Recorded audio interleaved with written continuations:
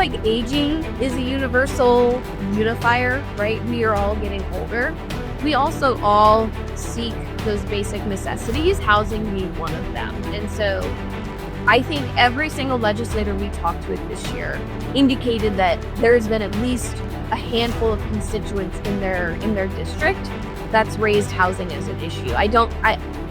Not every county is the same in what their challenges are, but every county has a challenge, I think, is what we were hearing from folks.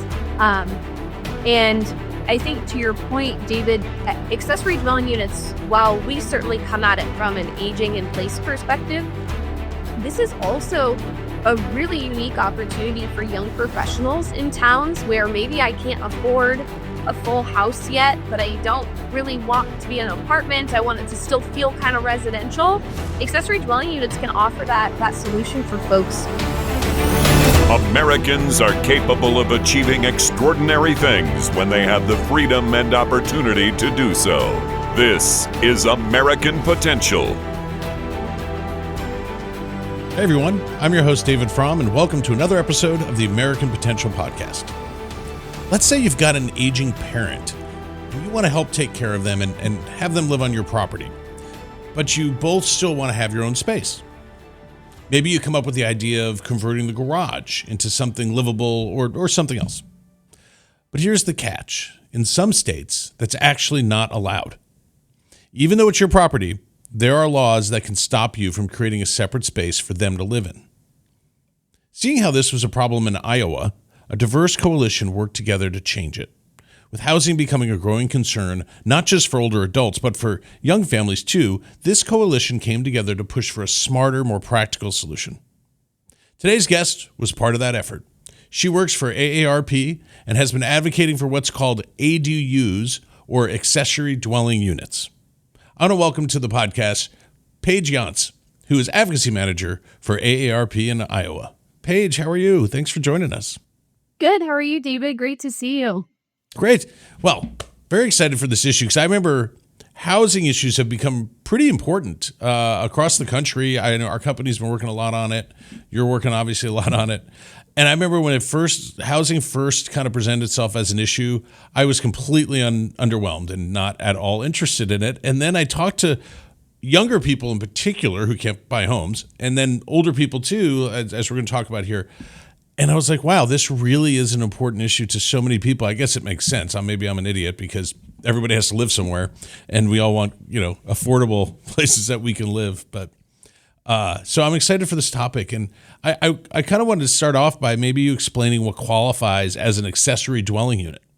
Great question. I like you, I was not a housing policy wonk prior to getting into this space either. My background's in healthcare policy, and so switching to the housing realm is a little bit different. And accessory dwelling units are the thing that made me most interested. So accessory dwelling units are secondary living quarters on a primary plot of land. That's kind of a generic description of what they are. But essentially, they are wholly independent living structures that are either attached or detached to a primary structure. So in most cases, that's a single family home with a accessory structure. It's hard to define accessory dwelling unit without using the word accessory in it, but it's a secondary structure that somebody can live in. So it has a bedroom, a bathroom, a kitchen, living space, but it is not an extra bedroom, right? So this is somewhere that has all of the amenities you need to live in one place, and it can be attached or detached, but that just depends on what people have room for. All right. So AARP has been working on this issue at the local level for quite a while. What have you guys been able to do and accomplish? Yeah, in Iowa in particular, so I joined AARP about 3 years ago. So for about 7 years leading up to that, we had been working with a few cities across the state to modify their local ordinances to allow for these. And we saw some traction, particularly here in Des Moines, where I'm located, which is the capital here in Iowa. And Des Moines had a relatively permissive local ordinance, but there were still some barriers that people were seeing for them really to be a feasible housing option for folks. We worked with other cities like Cedar Rapids, Iowa City, and some counties even took on some ordinance changes. But the the challenging part is that they all had different definitions of what this meant for their city. So just as I defined accessory dwelling unit for you in a really broad sense, that was pretty common across the board. But what you could and could not do was very different here in Des Moines versus what Johnson County, Iowa City, Cedar Rapids area could do. So that was one of the things that we really started to notice as we dove into this at the local level. Yes, it was great that we gained some traction there, but it wasn't going to be a widespread option until we pursued something a little bit bigger. Yeah, so that took you to pursuing action on the state level, right? And you guys have built a real coalition that was formed to work on this bill. What's the composition of that coalition? Yeah, the composition of the coalition was interesting. I think the phrase I heard the most was that's some strange bedfellows, and that was a pretty true statement. So the leading kind of top three people within our coalition was AARP, which is myself, you all with AFP, and your state director here in Iowa named Tyler Rager, and then Manufactured Housing Association and their lobbyist named Andy Conlon. We got together after actually ALEC, a conference that we all attended last year, and we realized that we all had a shared interest in accessory dwelling units in the sense that AARP approaches it from an aging in place solution. AFP approaches it more from a property rights, personal rights perspective. And manufactured housing approached it from this is an opportunity for our product to become an accessory dwelling unit. So we got together and we said, you know what, I think we can build a pretty cool group of people who are interested in this. So over the next year and a half, we worked together to build a really strong coalition of folks that included everything from the Realtors Association to Habitat for Humanity, to the credit unions, a lot of disability rights advocates, aging rights advocates, you name it. In total, I think we had just shy of 23 different groups that were working in this coalition. And there's a gal within the lobby who's been there for well over 20 years, and I really respect her. And she came up to me and she said, you know, Paige, I've been doing this for quite a while, and I can confidently say that this is the single best housing coalition that's been built in the state of Iowa in the time that I've been a lobbyist here. And that was just such a huge win for us, right? I mean, it's hard enough to build a coalition of people on a shared topic, let alone something as niche, perhaps, as accessory dwelling units, right? You're either into it or you're not. You're not really agnostic on that. And so it was really cool to see that many different people come together from a lot of different perspectives. I think that coalition building is such an art, and it's so important to getting important things done. You know, we see it in our state teams that engage in capitals across the country. The ones that are really successful are ones who can look at what the issue is and what we're trying to accomplish, and then build coalitions. Because, you know, so often a go-it-alone strategy isn't going to get you where you want to go. But also, particularly if you have like kind of a varied partisan makeup, you know, you have different groups that have kind of constituencies in the legislature and certainly in the public. And to be able to bring them to bear for a common purpose is so important. So I kind of find your coalition really interesting. It's like everyone is motivated by different things, but you're coming together for this common purpose. And I give you a lot of credit for kind of how you guys constructed that and kept it. Now, the hard thing's keeping it together. Did you guys really have any stories coming from that? Oh, gosh. You know, well, first, I just want to comment on your comment about coalition building. That was the single most fun thing about this piece of legislation. Yes, getting the legislation done was great. But getting to talk to so many different folks about accessory dwelling units on a topic that a year and a half ago, I probably never would have thought twice about. I think my favorite story on the coalition building part was, you know, to your point, everybody comes at it from a different angle, a different purpose. And I really took it to heart to understand that I think all too often advocates get caught up in the idea that, well, if you're not pushing for my issue for the same reason as me, then it's not a valid effort. And I think that that's entirely wrong. Strong coalitions are built when you can recognize that we can both be advocating for the same thing, but have different reasons and motives for doing it. And that's okay. not everybody has to fall in line with exactly what you think is the right reason for doing something. And that to me was so interesting. And the example I'll give on that is we were getting down to our house vote, and we had a few lingerers who were somewhat influential within the caucus that we weren't sure how they were going to tip the vote. So we really wanted to try and win them over. And so I started doing some digging. And I was like, what else in their district can pull this lever? And in their district is a really large window manufacturer. And I thought to myself, well, I'm curious, do they have any position on accessory dwelling units, right? Windows go into these as a product. So I started doing some searching online. And sure enough, I found an article on one of the manufacturer's blogs about accessory dwelling units. So I said, well, I'm going to dig a little deeper. So I reached out to the author of the blog post, who I did some super sleuthing and stalked her on the internet casually and tried to find who she was. Found her email. You call that deep research. Yeah, deep research, right? I found her email on a podcast that she had been a guest on, just like this.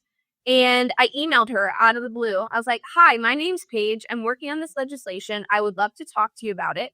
And shortly thereafter, she set up a call and we chatted. And they themselves, as a manufacturer, don't lobby here in Iowa, but they lobby with their National Windows and Door Manufacturers Association of Iowa. There is, in fact, associations for everything. Mm-hmm.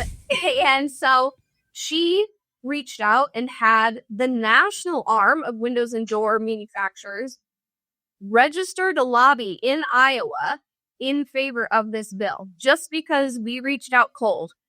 And all of those 3 no votes flipped to yes by the time we voted. Wow. And so it was such a cool experience to say, take a chance, right? What's it going to hurt to ask somebody if they're willing to weigh in on a bill? The worst you're going to get is no, or you uncover a rock that's a strong opposition and now you've got a real issue on your hands. But all that to say, the coalition building, you're absolutely right, was the thing that allowed this bill to pass. If we did not have the coalition of folks that we built, we would not have been able to get it done. Well, so often lobbying is kind of a dirty word, and there's reasons for that in a lot of places. I know a lot of lobbyists in a lot of situations in a lot of capitals where it should be a dirty word, but oftentimes, you people who are advocating in a very well-intentioned way for really good priorities that are going to make people's lives better. So for you guys, for AARP, what were you hearing from seniors or their family members on this issue? Yeah, so my background, like I said, is in healthcare policy. Prior to coming to AARP, I was a nursing home administrator. So I ran an 80-bed skilled nursing and a 55-bed assisted living. Worked for a while within private practice, and so interacted with seniors in a lot of different facets. And that really informed some of my perspective on how and why seniors are interested in accessory dwelling units. One of the things I was really keenly aware of when I was a nursing home administrator is that the bulk of my residents didn't want to be there. And that all comes down to where they can live, right? So if you don't have somewhere where you can remain and you can age in place, your only other solution is institutionalization. And so for AARP, accessory dwelling units are a housing solution for individuals who maybe have really low care needs and don't need to be in an institution. B, maybe can't necessarily afford institutional care, but could live on the same property as a family member in order to continue being cared for. But C, it's a really great intermediary option for folks too. So maybe you're not quite ready for an assisted living or a skilled nursing, but you want to be able to remain as independent as possible for as long as possible. All that to say, accessory dwelling units can really fit into that continuum of care. And that's something we hear from older adults all the time. I'm not ready to move to a retirement community or an assisted living, and I don't really need that level of care, but I also don't necessarily want to be alone. What's my option, right? Right. Or adult children who say, I would love to be able to have mom here, but not in the bedroom down the hall. So I think that that's really what we've heard from older adults across the country. And that's on the individual side. Now, from a state perspective, accessory dwelling units offer a really unique opportunity to save states dollars by allowing individuals to remain in their home longer. We know that it costs states more money to pay for institutional care. So let's find ways to make it easier for individuals to save their own money, spend their own money, make a private investment, and live in an accessory dwelling unit on their own land. So it's really twofold in kind of the different perspectives that we heard. But at the end of the day, I think the coolest thing about accessory dwelling units is that this doesn't cost states any dollars. It doesn't cost counties any dollars. It doesn't cost cities any dollars. It is an individual's personal investment in their housing choice on their property. And it's really hard to come by a housing solution that doesn't require state allocation of funds, nor a solution on the aging spectrum either. Well, I can tell this hits close to home for me because, those of us who have baby boomer parents who are getting older, there's a lot of them. This is something we wrestle with right now, and I'm thinking about, like, is there a spot in my home that we could redo? What do we want to do? Do you want to send like a senior living facility, which feels like a big step that doesn't always feel great? And my parents and I were talking about this weekend, in fact, at dinner. So this is so pertinent. But so what did the bill that you guys actually worked on, what did the bill actually do? And was there any pushback to it? There was a little bit of pushback, but I think it's important to note that there wasn't anybody who registered in opposition to the legislation. Everybody remained undecided, quote unquote. But our primary opposition came from cities and counties, although we worked really well with them to come to a really palatable solution. And that was really important for AARP. We do a lot of work with cities and counties, trying to make them more age-friendly. We know that some of the policies that are in place in communities aren't really age-friendly, whether that be transportation solutions, housing solutions. So we have a really good working relationship with communities. So I wouldn't even necessarily call that opposition per se. They just had a lot of concerns that we wanted to really try and address with them. But the long and the short of what this bill does. So this bill is a preemptive bill that prohibits cities and counties from passing regulations that are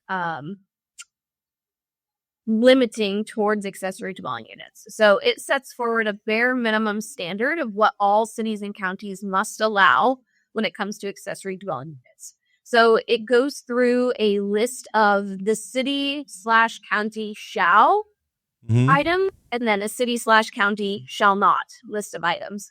And we really toyed with different ways to write this, but it was the cleanest way and the clearest way to write a list of preemptions. And that was a really hard framework for people to swallow, right? At the end of the day, most cities and counties are not a fan of preemptive legislation. And so that was a real, I think, hurdle. And helping our legislators understand what that meant and what it didn't mean was also a real challenge.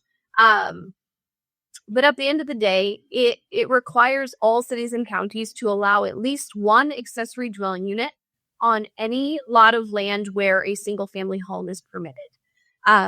It then goes through and outlines those specifications at a bare minimum that cities and counties have to permit.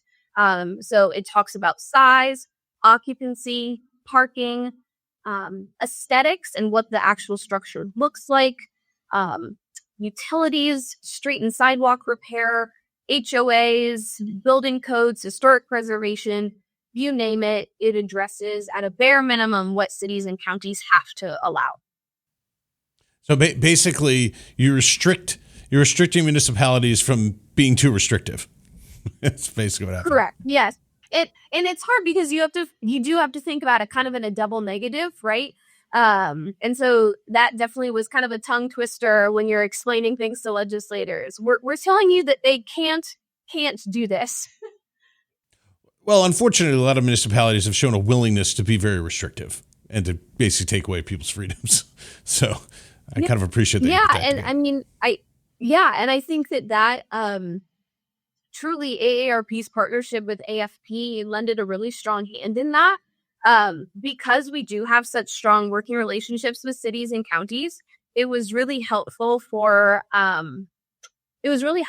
us to work with AFP here in Iowa to say, hey, how can we communicate to legislators really that strong, this is an overreach of cities or counties. How can we use AFP to really engage in that conversation with legislators? Because that's not necessarily a talking point that's appropriate coming from AARP, right?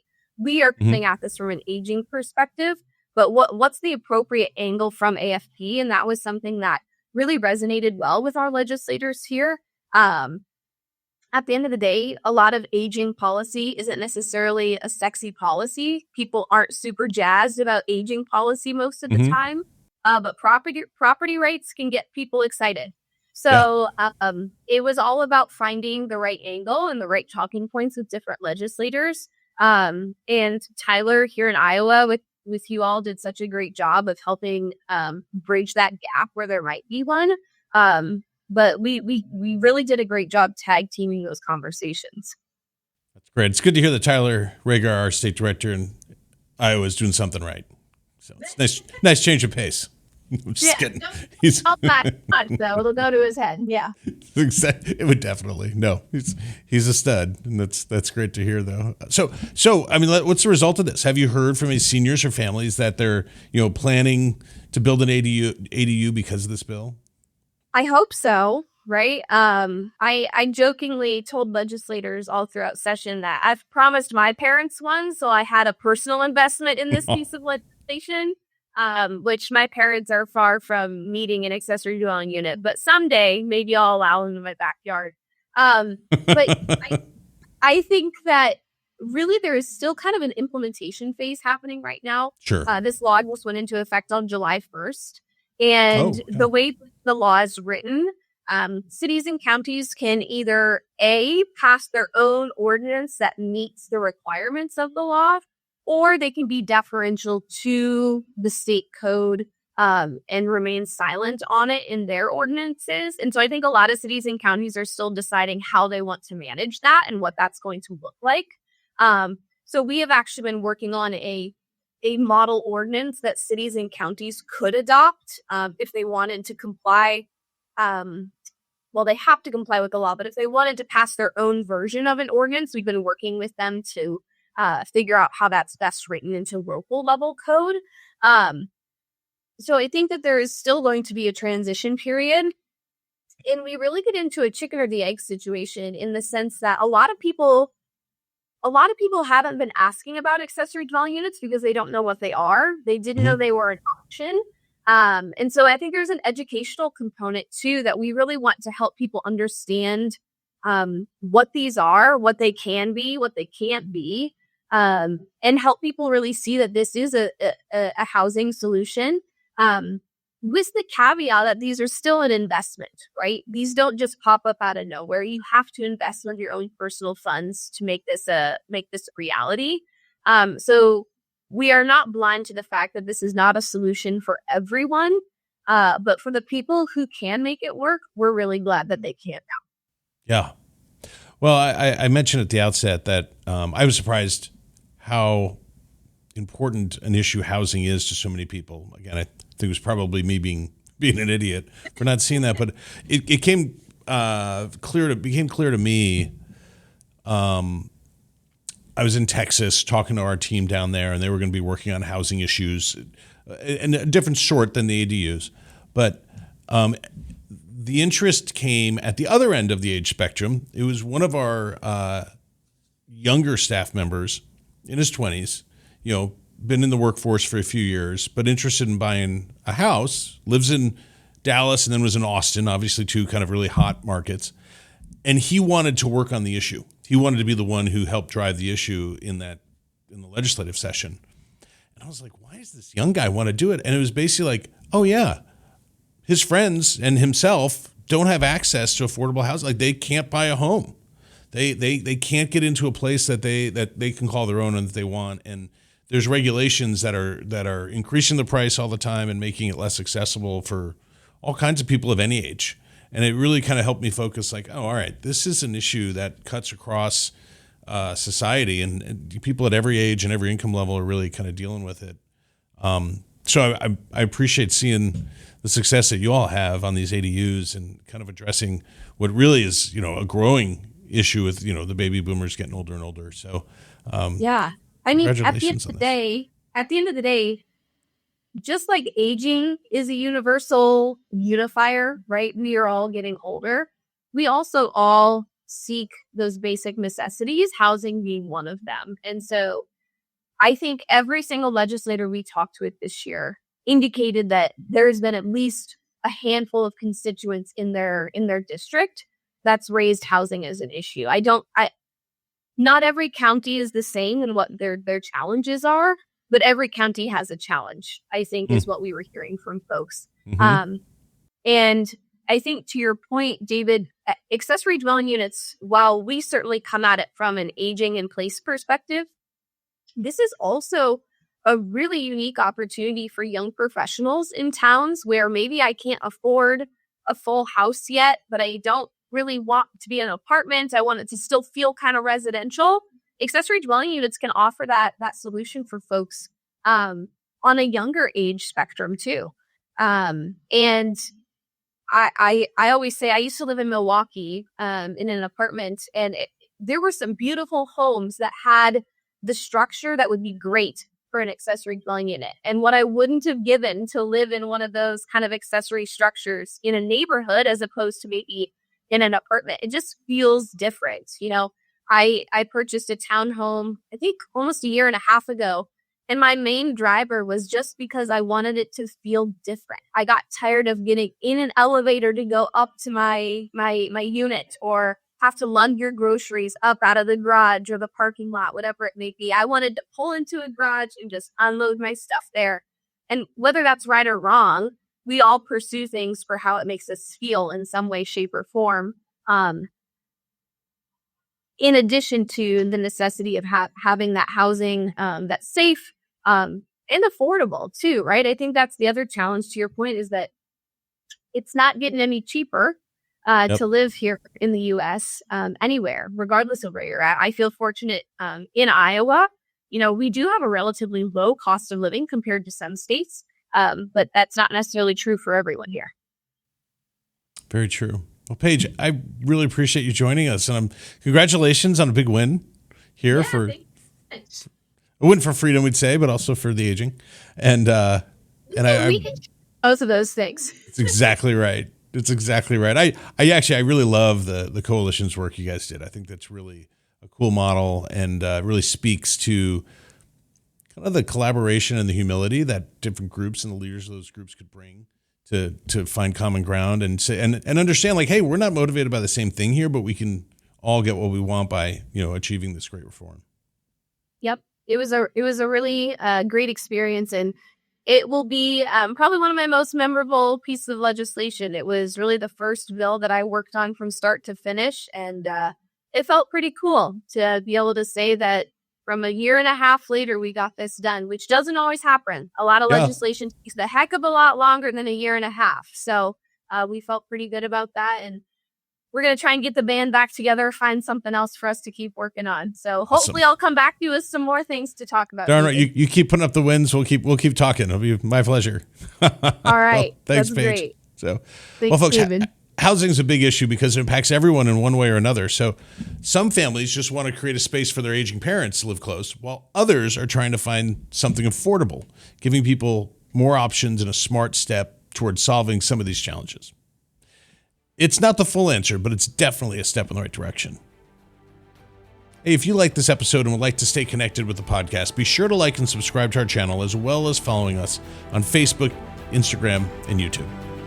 And always remember, liberty and freedom are easily taken for granted. Don't take it for granted. Go out there and defend freedom and liberty. Thanks for joining us, and we'll see you on the next episode. Thank you for listening to American Potential. You may listen to more stories from Americans working every day to expand freedom and opportunity in their communities by visiting AmericanPotential.com.